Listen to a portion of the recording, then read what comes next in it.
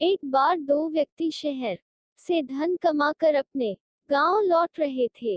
रास्ते में ही सूर्यास्त हो गया। उन्होंने सोचा आज रात पास के ही गांव में विश्राम कर लेते हैं। गांव में जाकर उन्होंने एक घर का दरवाजा खटखटाया। उसी घर में उनके लिए खाने और रात को आराम करने का इंतजाम हो गया। उस घर के मालिक ने उनके पास धन को देख लिया था, जिसके कारण उसके मन में उस धन के प्रति लालच आ गया।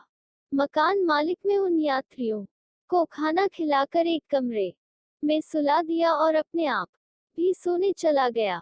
उसके मन में एक ख्याल ने जन्म लिया।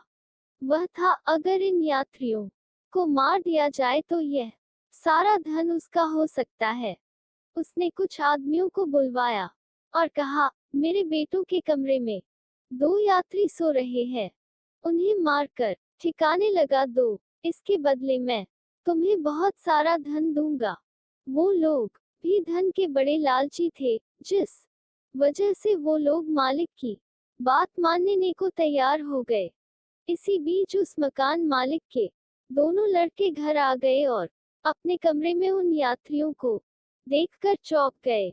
उन यात्रियों से सब कुछ जानने के बाद उन्होंने उन यात्रियों को गेस्ट रूम में सुला दिया और अपने आप उसी कमरे में उन यात्रियों के स्थान पर सो गए। आधी रात को कुछ आदमी उस कमरे में घुसे। उन्होंने पलंग पर दो व्यक्तियों को सोते हुए देखा और उन्हें मारकर उनकी लाश को ठिकाने लगा दिया।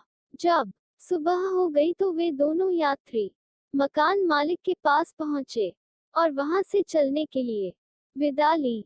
वह मकान मालिक सोचने लगा, अगर वे लोग जिंदा है तो रात में उन लोगों ने किन्हें मारा।